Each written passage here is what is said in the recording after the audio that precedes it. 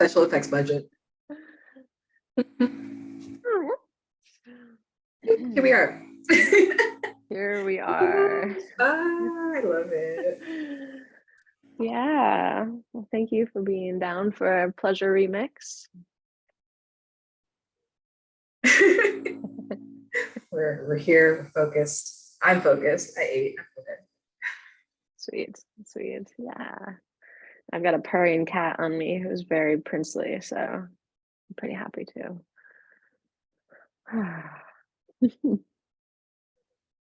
Breaths and reminders to that's also nice. Yeah. Mm.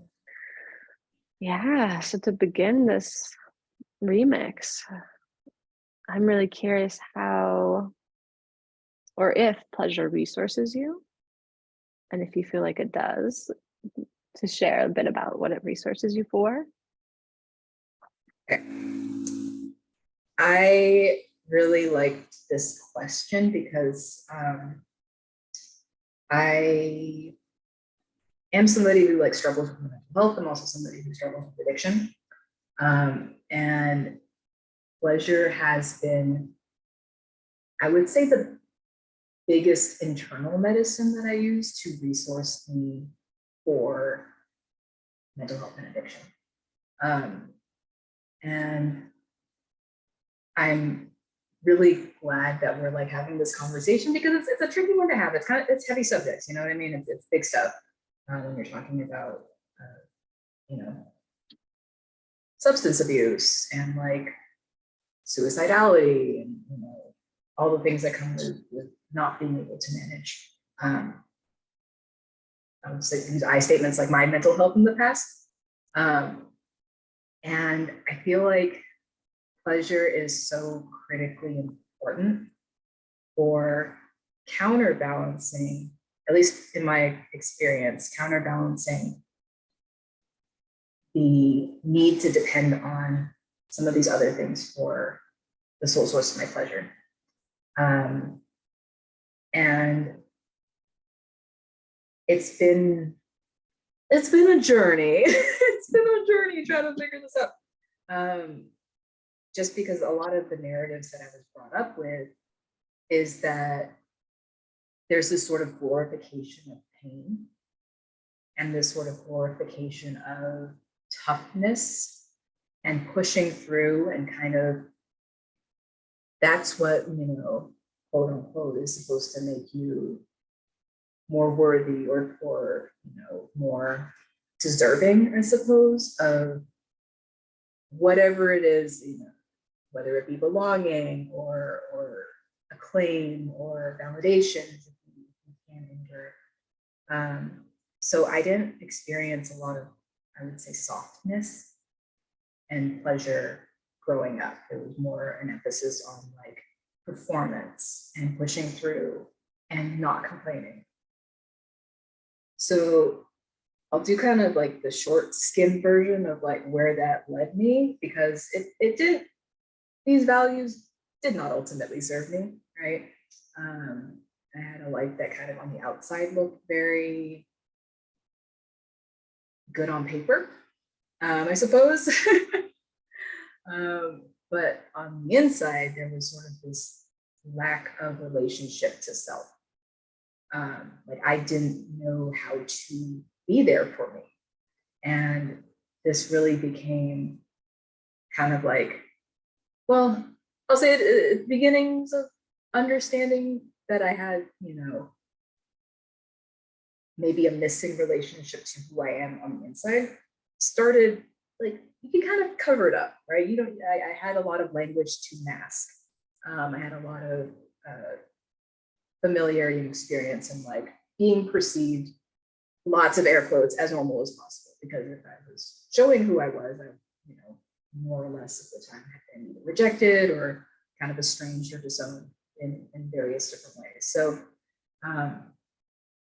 finding what was pleasurable for me and just for me was something that I didn't really come to until I was an adult. And I would say even more specifically when I was like 29.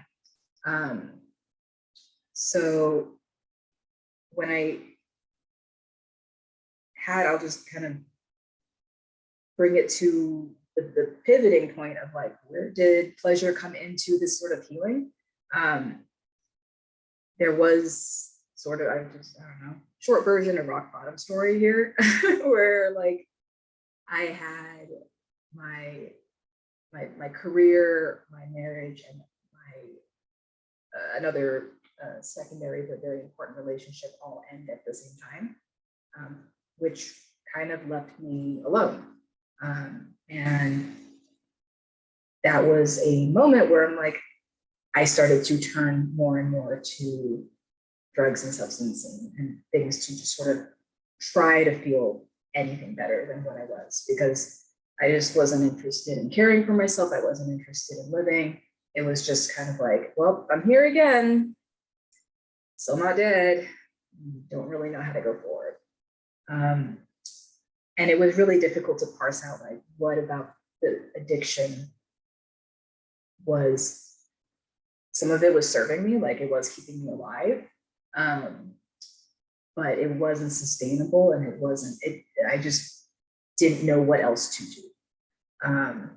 Because there was also parts of me that were saying, like, you need to be healing, you need to be working on your shit, like, come on, there's all this stuff that, like, you read the books, you're going to the classes, you're burning the candles, you're doing the invocations, you're doing all the magic, you're talking to the moon, you're doing all the things that you can possibly do. But I was like, God damn, I don't feel better. Right? Healing for a long time, like, sucked. It felt bad. And I was looking for the moments when I would feel better. But yeah, there was always this sort of shame that accompanied, like, okay, well, I need to get sober. And then I would get sober for a little bit. And then I would come back to whatever it was that I was relying on. And I would just sort of feel worse about myself. And it wasn't until I tried Qigong, Tai Chi, that I kind of unexpectedly got sober. And it was a surprise because I wasn't planning on, like, getting sober. Far from it. I was like, I don't know, Qigong seems nice. It can chill me out. Maybe that'll be fun. But what I had kind of realized is that because the pleasure of breath work and slow movement, and actually having that modality bring me into my body in a pleasurable way, that pleasure outweighed the pleasure of the drugs that I was doing.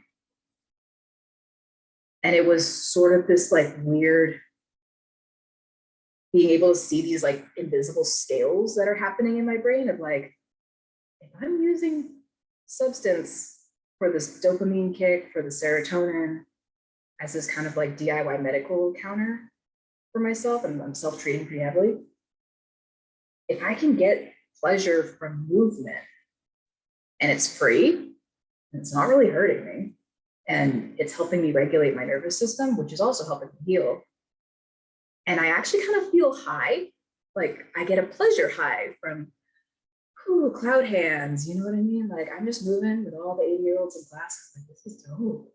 Get into it. We're all here. We're all just moving like trees. This is better than drugs. And it worked for a while. And I used that for a while because, like, it's not linear. Like, I still use drugs. I still love drugs, and I still struggle with addiction. But that was the first indication of, like, there's more to life. There's more that I can get pleasure from than a substance that I am using to, like, tweak my brain chemistry in the ways that I want it to be more pleasurable. And just giving myself a little bit of space to explore that was really life-changing, because there is pleasure that I found just in being in my body. I kind of used to think that it was like, pleasure is like a layer cake. Like, you want to stack all the things, you know, like, you want to get it like good, you know what I mean? Like, all of it. But sometimes what I found was, like, there's pleasure in just, like, your chi moving, like your energy in your body just moving. And I always think of you know those toys when you're, I don't know if you have played with these when you were little, but it was like a kind of plastic toy with like some sort of jelly fluid inside. And you had to squish them to try to like move the fluid and like glitter and shit like that. Like, and you know what I'm talking about? Like the kind of like sensory toy. When I was able to move and feel that if my body was that plastic container and all that jelly was my chi, there were some parts of it that were just like, oh my gosh, thank goodness you're sending some energy here, because I haven't felt energy in this part of my body because I haven't moved it, you know, for fun in so long. And that pleasure of just being within myself and not fighting it and not being upset and not being scared and not having to perform was really cool. And so just kind of going back to the topic, what does it resource me for? Pleasure does resource me every day. And if I don't have some connection to pleasure, I rely on my coping, which isn't bad. Like we all have coping. Doesn't make me or you a bad person. But in the times when I really think about like, okay, well, what would actually help me move forward? Sometimes the answer is more pleasure. How can I offset whatever I'm feeling with something that feels good from my internal experience outward? So yeah, that's, that's what I got. Thank you.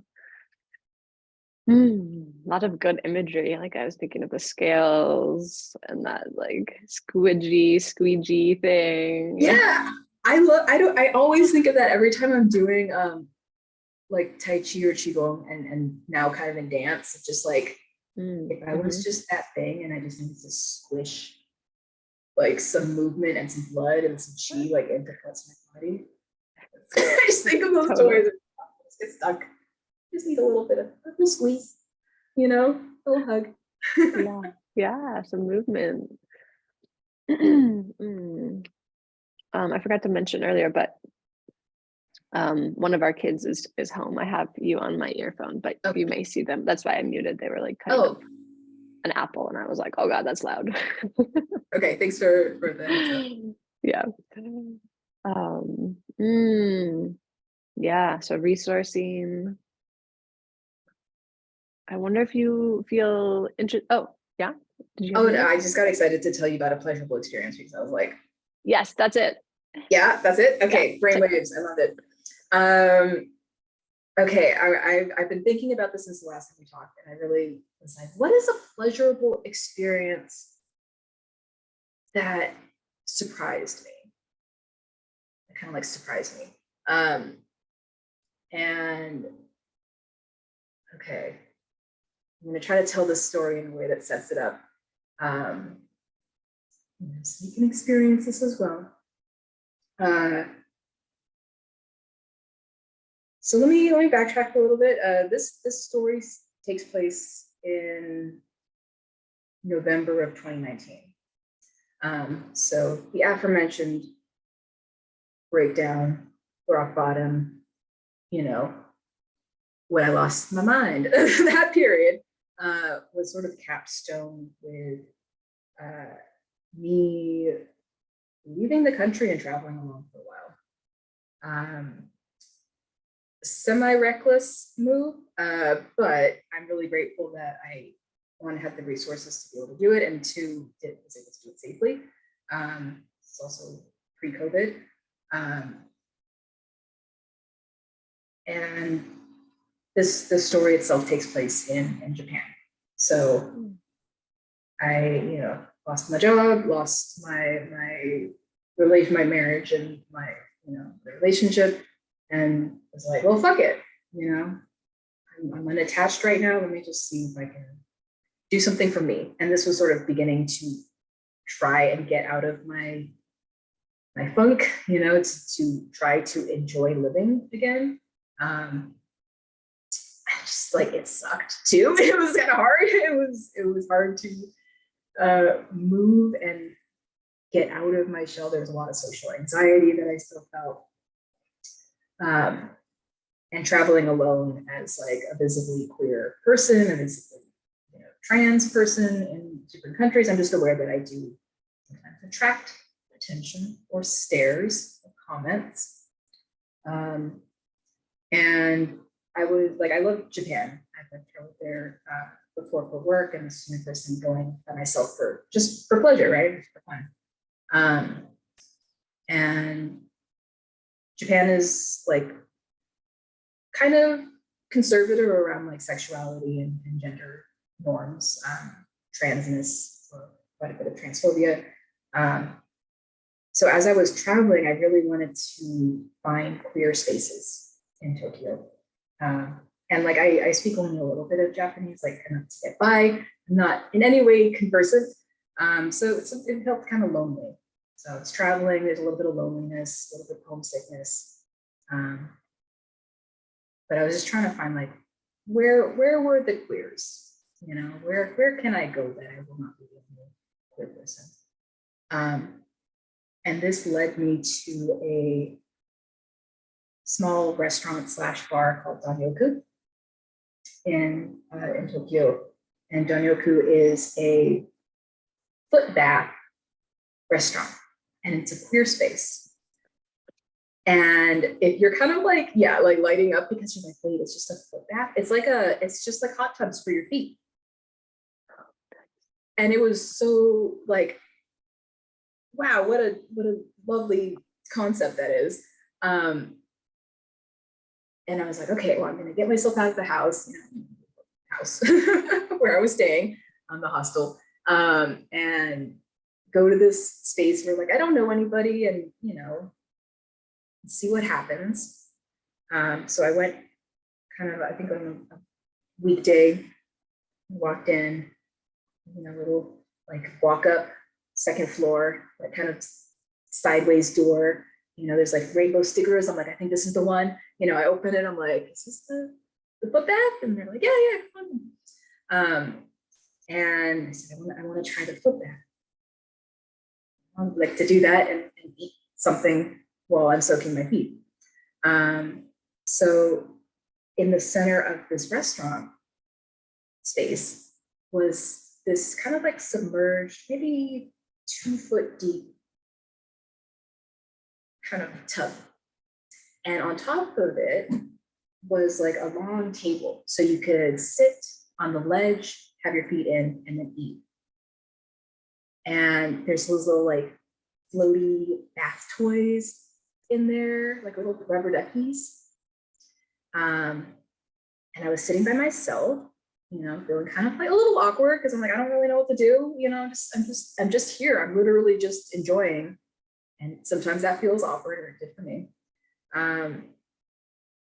But as I was just soaking my feet in like the warmth of the foot bath, because I've been traveling so much and like walking everywhere, like I didn't realize how much my feet were aching. And they were just in this bath, and I was like, oh my God, this is so nice. The warmth was just like, wow, it's just warmth, and it was so pleasurable. And then I had these like delicious little snacks that they had. And so there was like the sensory element of, ooh, I'm nourishing myself. Like sometimes it's hard to feed myself. Sometimes it's especially hard to order food for me. I get a lot of social anxiety just from ordering food. But I had this like lovely spread, and I was like, oh, it's food. I can eat this food and soak my feet, and that's all I have to do. And I looked over, this restaurant area, and there were these 2 femmes on a date, and kind of just being in this quiet coexistence with like, there's a little date over here, there's somebody at the bar, everybody's queer, and I don't have to do anything except for enjoy what I'm doing, which is soaking my feet and eating these snacks. Kind of just was a revelation of just like pleasure can be simple, right? Pleasure doesn't have to be like this explosion of activity.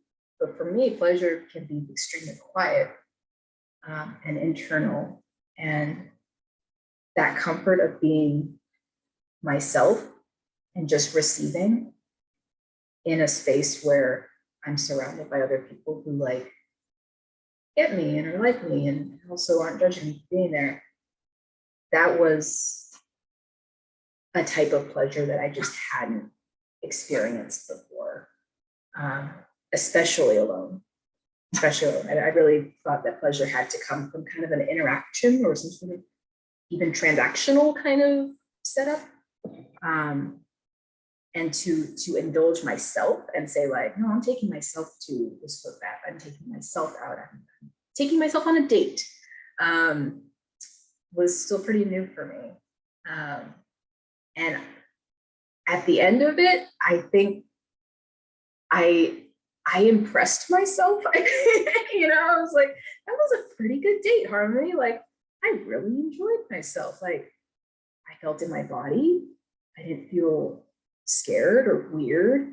And it was enjoyable, and I don't feel like I have to apologize about it. Like it just felt good. And that was just sort of a different experience of pleasure for me. I hadn't experienced that before.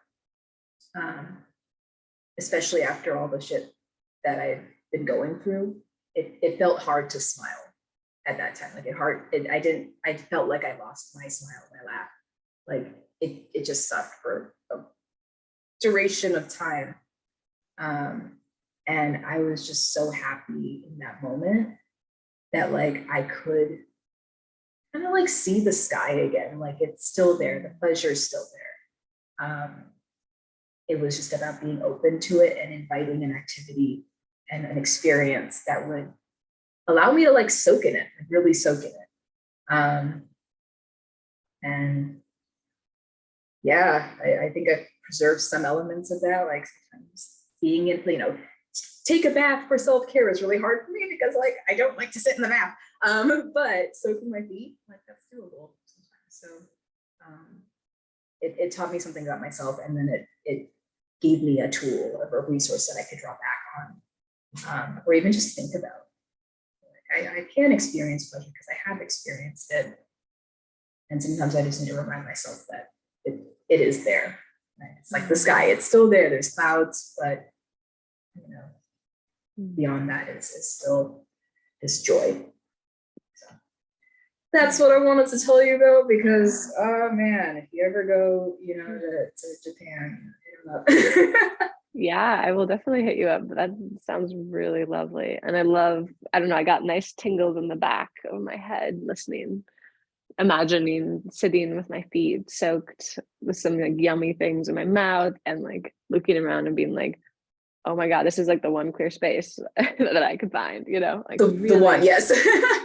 I mean, and it's not lost on me that like a queer space has this sensory experience. Like it has to draw people in and be like, I'm getting a foot bath, you know, there's like something here for me. And then it's about, you know, slowing down and being in their bodies and pleasure, like how essential that is for everybody, but especially folks who are not seeing reflection anywhere. Wow. I actually still have Donyoku's sticker. I keep it on my cell phone. Oh, that's awesome. So it's sort of Wow. my little reminder of if I ever need a quick check, you know, it reminds me of pleasure. That's awesome.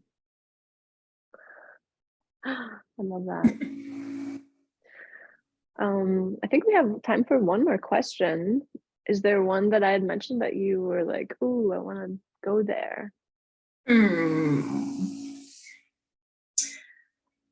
I don't know. I don't know where. Okay, I don't know what question this is attached to, but I want to talk about humor. Yeah. About humor as pleasure. So I don't know if you have any questions around that, but it was sort of like a topic that kind of feels right for me. Yeah. I mean, just like what role does humor play in embodied pleasure? Ooh, and then also, because okay, all right, we're tying these together. So you asked a question that I really liked earlier, which was like, where does pleasure start, or like, where does it start and end, but also where do you feel it in your body? And I am somebody who has had a very difficult time feeling in my body / feeling anything in my body for most of my life. So most of my experiences have been sort of like, if you ask me, does this feel good? I'll just either lie or like just be like, I don't know. What should I be feeling? What am I supposed to feel? And then that leads to some sort of, certain thoughts and spiraling there. So accessing pleasure previously has been really difficult. And when you brought up this question of where does pleasure start, for me, it actually starts with laughter. And I've always, I think, gravitated towards and looked for people who I feel comfortable laughing with. That's a really important quality for me. It's an important quality in like interpersonal relationships, in teams that I'm on, in projects that I do, in interactions that I have, in partners and friends. Humor is really important because part of that is when I'm able to access humor, access laughter, and someone makes me laugh and I make them laugh. It is maybe, and it's a genuine laugh, right? It's not like, ha ha ha, funny, I'm trying to leave. Like, it's like, I'm actually, it's the most internal feeling that I can think of. It's a laugh that starts from my belly. And it's a kind of smile that's not forced. It's a smile that doesn't give me TMJ. It's a smile that doesn't make my face swollen. You know what I mean? It's not a mask. It's genuinely, this is what I look like when I'm lit up. And from that, humor is a sense of like safety. So that's sometimes how I can tell if this is a safe person for me to be around, is one, do they get my sense of humor? Because my sense of humor is, I'm funny. I'll say that. I think I'm funny. I crack myself up all the time, but like not everybody likes it, you know what I mean? So that's cool. Compatible humor with myself makes me feel seen. And then the other side of that is getting to experience somebody else's humor, somebody else's jokes, the way that they see the world, and like craft stories or tell jokes and have it resonate, creates this sort of bond. And I will say my most lasting relationships are one that have laughter in common. And for me, that's pleasure. That laughter is pleasure, that shared experience of laughing, even when you're laughing about stuff that's like not funny, right? Humor can also be a way of processing. It can, put an asterisk by it, be like, yeah, you can bypass a lot of stuff with humor, but you can also process and make sense of things, or even just tell someone what's going on through humor. And when I'm able to feel safer around someone, that like opens that channel for more pleasure to be there. And it's sort of a litmus test that I've just kept aware of, and maybe even leaned on more now, because yeah, there's a lot of shit in the world, right? We're all trying to heal the best we can, and there is a lot going on. There's a lot of suffering, a lot of harm, a lot of violence, a lot of experiences that like me and my friends and my chosen family are dealing with on a daily basis. And humor is a refuge. And humor, laughter is something that I can stay in and be like, this isn't about contributing to capitalism. It's not contributing to work. Like, there's no productive value for me, like fucking around with my friends and like telling jokes. Like, and I love that. I love that there's something about it that's like, yeah, I'm going so bold as to laugh in this moment. Like, fucking watch me. Like, this is what brings me joy. And we all deserve to experience joy, because if we defer joy to when everything is fine, you know, quote unquote, everything's fine, everything's normal, everything's back to the way it was, like, we'll wait forever, you know? And I think there's value in saying laughter is a place where we can claim our joy in this moment with people we love who are around us. And when I'm experiencing that joy, like, it is present. And I think that's the other, like, crux of what's important about embodiment. It's like, it happens in this moment and not at all. Like, I can't embody from the past and I can't embody from the future. Like, my body's not there, it's here now. And when I'm laughing at something that I'm experiencing now, like they're watching somebody else's comedy special, or like, that's why I'm this joke book. I have this joke book, and my grandma wrote these jokes. And being able to edit them and like just crack up is a joy, right? It's healing. And it's the type of engagement that like brings me more into my body, into myself, but also, yeah, just amplifies the pleasure that I can experience, even while processing a lot of other old wounds and hurts and pain. There's that laughter. So yes to joy, yes to laughter, and yes to the healing powers therein. So yes, if it's appropriate, all those jokes that I've been working on for my grandma are at grannyjokes.com. Pretty excited about it. I think that's a hilarious domain. It's grannyjokes.com. But yeah, it's been I think also a journey finding my comedic voice, because it's the first time that I put my work out there for folks to see. And yeah, feels good to be like able to laugh about stuff with my elderly grandma. So yeah, pleasure, joy, laughter, those things that I enjoy. I'm into them. Totally. Do you want to share a little bit about the granny jokes, like how it came to be, or like the age of your grandma, or where she is, like anything descriptor? Okay, so Granny is my mom's mom. She's Chinese. She was born in Hong Kong. She is, at the time of today, 99 years old. And she's a prolific writer. She's written not one, not two, but 3 autobiographies. That tells you anything. She has impeccable fashion sense. She's extremely stylish. And she was like my primary caregiver growing up. So I'm very, very close with my granny, even though she lives in China now, and I'm in Long Beach, United States, California, right? Sorry, and I'm in Long Beach, if everyone knows what that is. But this project started a number of years ago because Granny had all these jokes about life in China and the Cultural Revolution and like working in government and the Foreign Affairs Bureau in China as like a femme, as a woman. And so she compiled this joke book called A Joke a Day, which is 84 pages long, has so many jokes.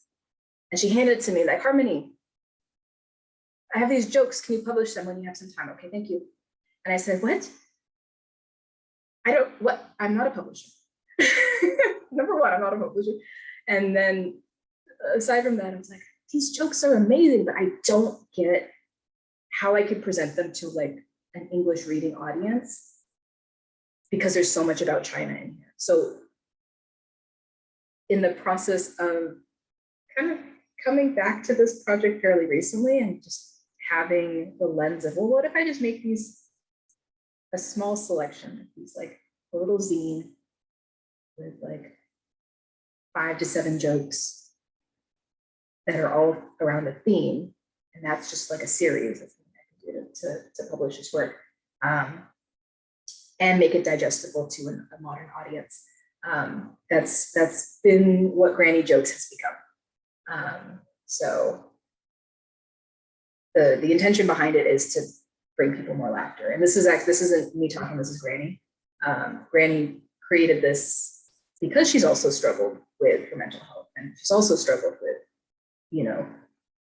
depression and the things that come with age and the things that come with losing all your friends and kind of feeling like alone.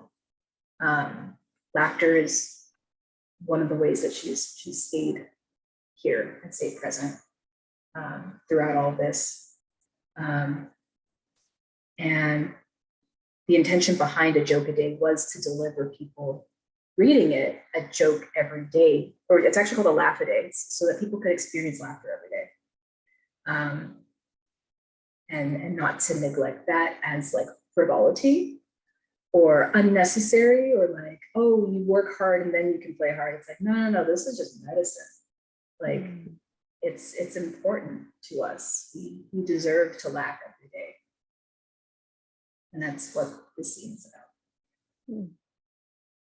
Thank you. I love that. I love that it travels through the generations to you.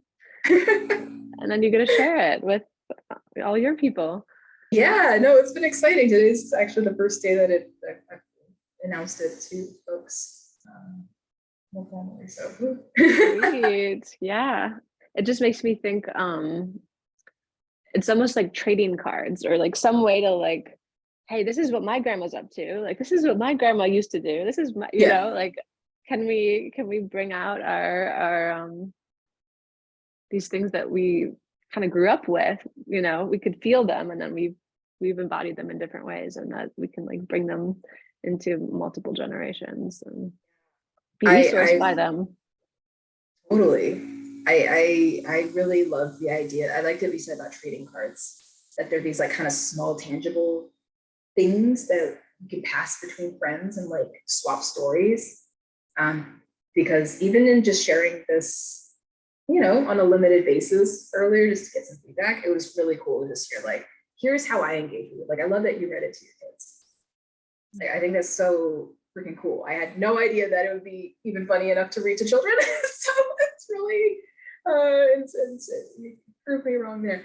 Because some of these jokes aren't funny. I'll just say it. They're not funny. They're just true. And then you laugh because you're like, ha ha ha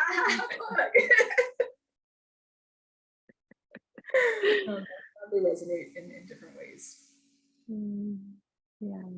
Yeah. Well, thanks for sharing more about that. Yeah, thanks for asking. If you want to use this recording for anything that you around this co-creation you've been in, feel free. I can send you the audio, but I can also send you the video. So I'll just say yes to both. I think that's cool. I don't know what I do with it yet, but I love it. Yeah, great. I'm gonna turn down a gift. Very intimate. Yeah. No, thank you for again just being so generous with your time and these questions and the prep work, and I really appreciate it. It's not often I feel comfortable talking about myself or my lived experiences, and also that I have avenue to do so. So I really just do appreciate you a lot for creating this opportunity, inviting me in. So. Yeah, thanks for coming in twice. Thanks for being willing and dressing up and sharing your gifts. So yeah, it's such a pleasure. Dressing up is like the one way to get me to do anything. Good to know. Yeah. If there's a theme, I will be there. I'll dress up and I will leave early. That's how I kind of roll. but yes, I enjoy the opportunity to get fabulous. Yeah. Well, I'll send you a recording. Feel free to use it. Excited for Granny's jokes and for that to be for her vision to come forward and be shared with yours. I love it. It's such a precious thing. She's into it so far. She can't open Granny Jokes from China though, the website, because there's a lot of firewalls and censorship and stuff like that. But Yeah. send her the PDF. She's into it. Yeah. Sweet. Good. Yeah, I know. You got to get the final say, right? All right. Well, I hope there's more times we get to see each other in the next year, and keep me posted on all the things that you're creating. More granny jokes. I'll keep reading them to the kids. We'll try to make them child appropriate and just Don't worry about it. They can, they're multi-age too.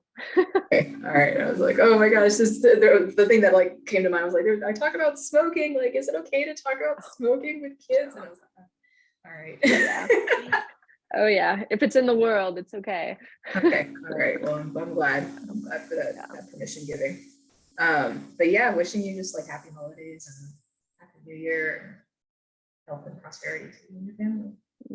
Thank you. You too. Yeah. And we'll catch up soon. Sounds good. Excited to hear about this project.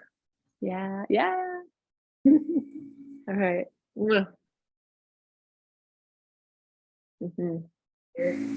Bye.